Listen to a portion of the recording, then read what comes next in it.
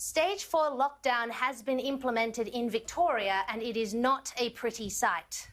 Many missteps led to it. Insufficient contact tracing, contradictory public health advice, isolation loopholes, non-compliance by frustrated citizens, and, of course, the notorious hotel quarantine fiasco. The results? Many more deaths, thousands of new cases, and many with no known source. It seems the Andrews government is trying to push Victoria's case numbers back down to pre-second wave levels, and maybe this is the medical advice they've received. But I look at those hundreds and hundreds of cases with no known source and think, how on earth is another lockdown going to suppress them? I mean, surely there is just too much community transmission unaccounted for. You might as well try to suppress the common cold. And even if lockdown 2.0 is the solution, is it worth the continued strain on not just Victorians, but all Australians for what is, dare I say it, a few hundred cases a day in a state of 6 million people? Countries with tens of thousands of cases a day must think Australians are crazy, shutting borders, strangling businesses, declaring disaster for a few hundred cases a day. I mean, they'd be singing if they had our numbers. It seems the suppression horse has already bolted and people are simply not complying with lockdown rules. And why would they? The unequal application of standards when it came to the Black Lives Matter protest may have been enough to undermine the perceived importance of social distancing within the community. Now, let me be clear. I am not saying any of this with any malice. On the contrary, I am desperately sorry for Daniel Andrews and for all the decision makers. And hey, maybe another lockdown is the answer. Or maybe it's time to simply protect the elderly and infirm and let everyone else protect themselves, as they would from any other communicable illness that floats around. But it all begs the question, what does the Andrews government think they are going to achieve with lockdown 2.0? After all, the last thing anyone wants is for the cure to be worse than the disease.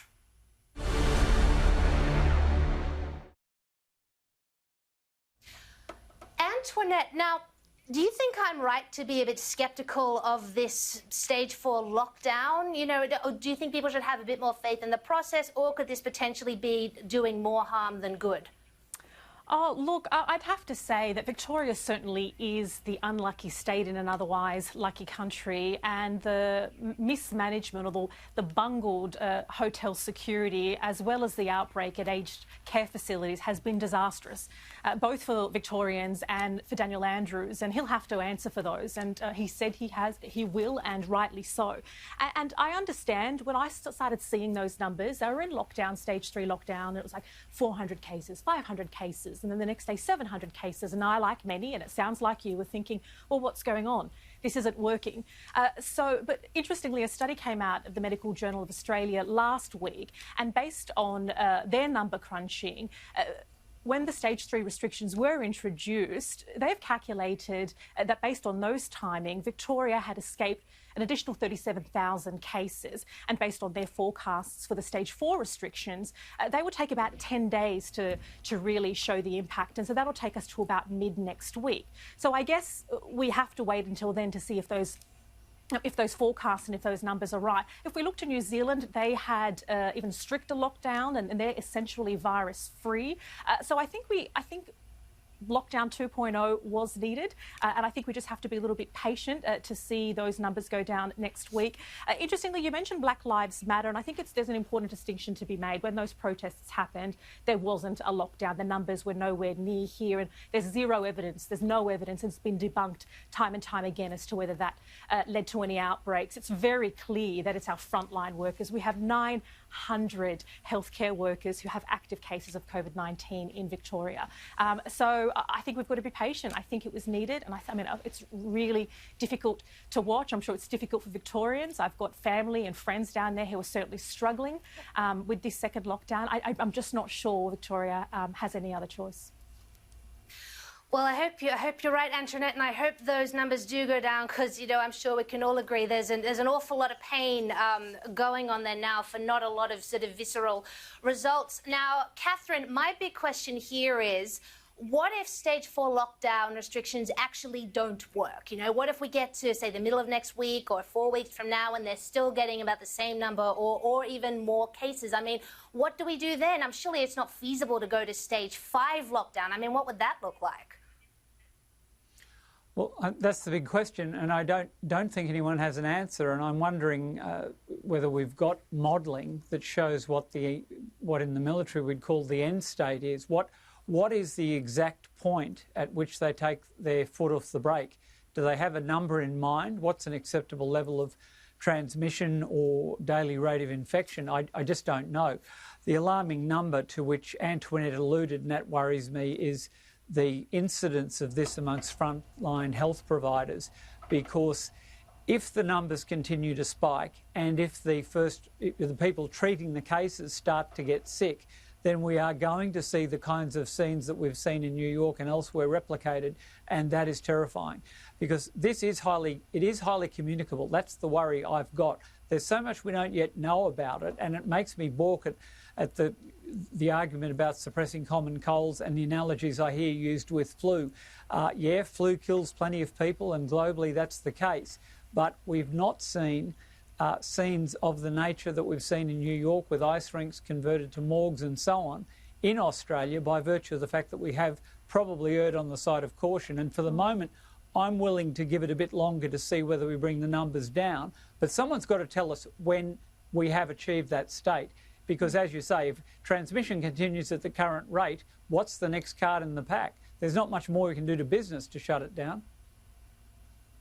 Well, yes, exactly. And, as you say, the comparisons say to, oh, it's just a bad flu. I mean, I have to make the point there. I do agree with you. I actually know 2 people who've had it. They're both around my age. One of them is still having symptoms, hard to breathe, migraines, etc., 4 months after she was cleared of COVID, and one of my friends nearly died. He stopped breathing and ended up needing a ventilator, and he's not much older than me. So this is, I agree, much more than a bad flu. Now, Sam, you're a Labor man. Obviously, Daniel Andrews is a Labor premier. He's copped a huge amount of quite vicious criticism, certainly, for his handling of COVID in his state. Do you think any of that's warranted? Have people been unfair, or should we be brutally honest and be really sticking the boot to him as such? Well, I do understand people's frustrations, be it in New South Wales or in Queensland or in WA. I get why people feel maybe it's time to just say let it rip and let's see where it all lands. I do think, though, that when we take a minute to sit there and think through what that actually entails and what that means for our elderly, my parents are both now over 70, what it means for our healthcare workers, what it means for everyone who just is unlucky enough to get this thing. If we'd had Catherine was talking about a New York-style situation in Australia. If we had those sort of similarly American numbers replicated here, our numbers I think we've got under 300 deaths here. That would be something like 13,000 deaths in Australian terms, in Australian numbers, if we had followed the American or the Swedish approach and just said, look, you're all on your own, let's just get through this as best we can as individuals. It just doesn't work. And so at various points, it's going to be tough medicine to take. And, at some point, we've all just got to take it and grin and bear it. And if in the end of this lockdown period, the numbers haven't come down yet, well, maybe they're going to be in for a slightly longer lockdown on top of that. I dare say you are going to find those numbers starting to peter out, though. Yeah, I will jump in here at this point, Sam. There has been some criticism from infectious disease specialists in terms of the nature of this lockdown.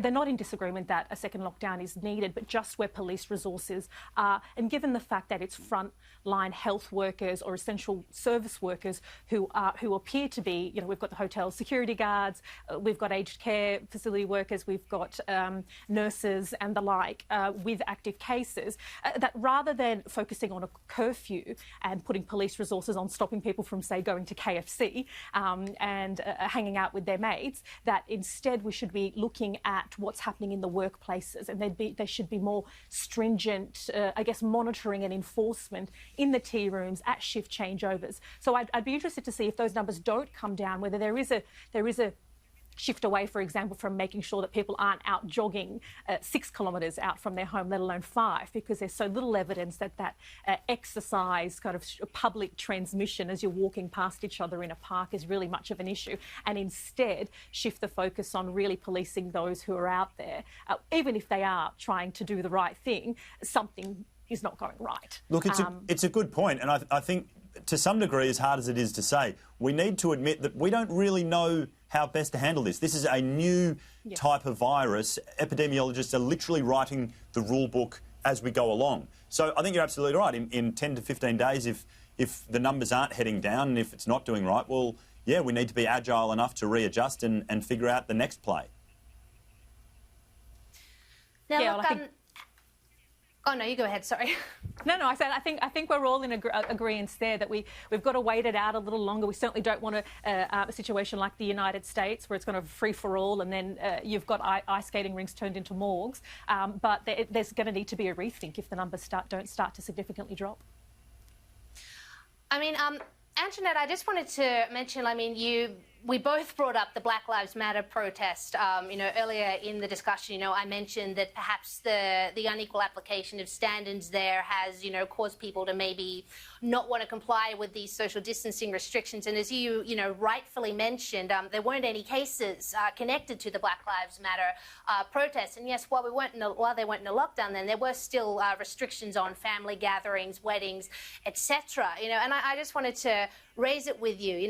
Those protesters were allowed to gather in their tens of thousands with nary a slap on the wrist from Daniel Andrews in terms of fines and admonishment, etc. You don't think maybe that since then that could have triggered a little bit of unrest in the community? Certainly there were a lot of family gatherings going on at the same time. Could the two be linked? I mean, yes, we talk about, lockdowns, we talk about restrictions, but often that's the problem with big government. If you don't apply the standards equally, well, that can trigger maybe resentment and a bit of rebellion. Sure.